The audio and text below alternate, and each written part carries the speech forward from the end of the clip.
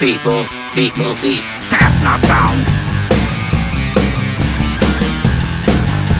Pass not found. Error, error.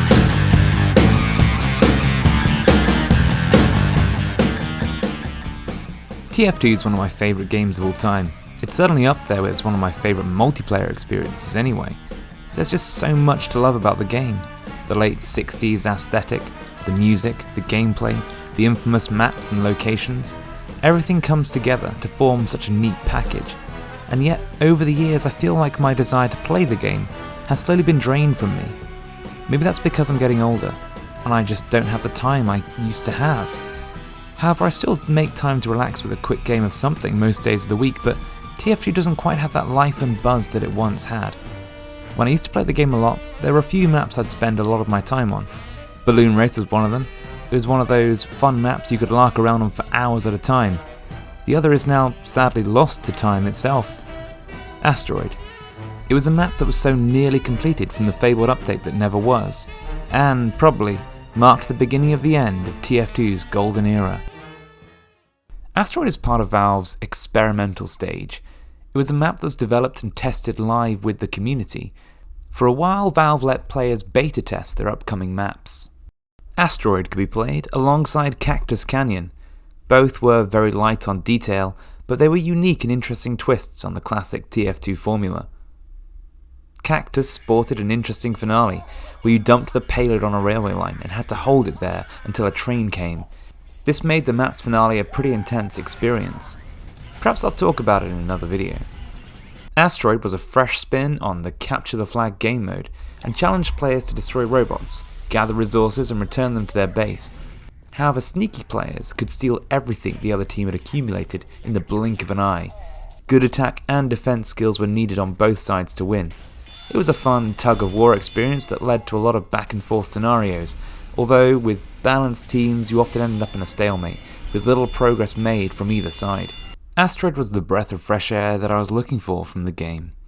It brought TF2 to a new location and provided gameplay that felt new but didn't deviate too much from what we'd seen already. Over the months that Valve actively worked on the map, it was transformed from a blank white canvas into a beautiful tribute to that late 1960s vision of the future. Clean, smooth walls with weird doohickeys jotted around, rounded edges to every element, function over form architecture, although the function still remains a complete mystery to me. It all harkens back to a much simpler time and really makes you appreciate some of the work done by the many artists at Valve to capture the feeling and essence of early sci-fi television and film. Not only did the aesthetics offer something new for the eyes, the gameplay brought a renewed sense of playfulness. The map followed the traditional symmetrical design, included a variety of arenas to support all playstyles, and packed in a lot of new gimmicks that played on the sci-fi and spy flick themes. A wall of moving lasers blocked access to each team's reactor. Players could risk making their way through to access the vault, or they could make their way through the one-way door towards the inevitable sentry that blocked their path in the tight corridors thereafter.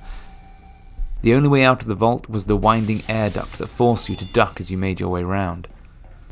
The map also featured deep water, an underground tunnel, high-up catwalks, and a central corridor leading to each team's central arena. Each pathway featured different gameplay opportunities and ensured that the map didn't get stale, as there was always something new you could try, no matter how well defended the enemy base was. I used to play Asteroid daily. It was such a fun experience. You felt like you were directly contributing to the map's story. Over the course of the beta, the map changed drastically.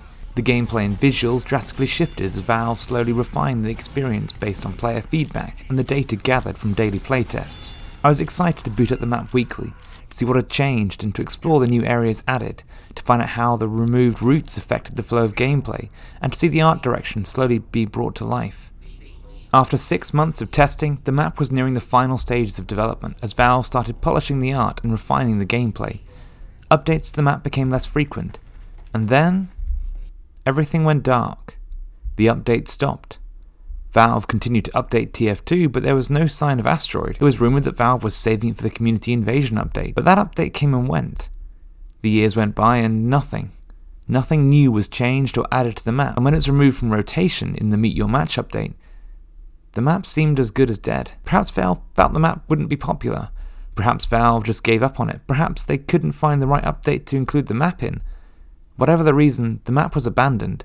It's still in the game's files, and the assets are still available for mappers to use, but it feels like Asteroid will never see the light of day. After Asteroid was removed, I felt less of a reason to play TF2. Something I loved had been taken out of the equation. Sure, there are some community servers that still hosted the map, but after the competitive update, community servers were far less popular, and it was harder to find a good match featuring a map you wanted to play. To me, Asteroid represented the game's exploration of new themes and ideas, something that TF2 always excelled in before. Valve used to constantly push new locations and ideas, as TF2 is the perfect base to do that. Some ideas worked, others failed. It's a game that has always been evolving and exploring new ideas in the world they had built. After the death of Asteroid, the game started to play things safe. It started to borrow more from other games instead of trying to build something for itself. The next major updates added a similar weapon finish system to CSGO. The next major update after that brought in the CSGO style matchmaking. Jungle Inferno, the most recent major update, added some fun new weapons that explored some new ideas. But for the most part, the update was pretty standard. The jungle theme was nice, but it didn't bring much new to the table. Asteroid's lack of completion to me sadly feels like another sign of Valve's inability to see things through to completion. For the most part, what Valve does end up shipping is usually great. Equally though, Asteroid marked the start of Valve's declining support for TF2. Had Asteroid been completed, who knows what we might have seen? Who knows how we might have seen the retro space theme evolve? Official maps with low gravity, taking place on other planets, battles across large space stations, Moonraker style. The fabled moon-based update could have been the start of something great. Equally, like Pastime and Manpower, it could have been relegated to a small niche part of the TF2 community.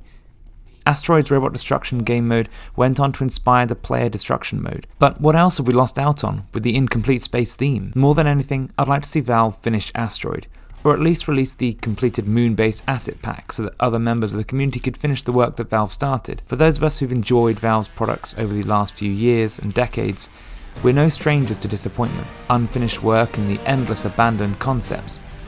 But what's always hurt them most is the products that go so close to making a final release that fans were excited for, yet, for reasons we'll never know, were dropped at the last second.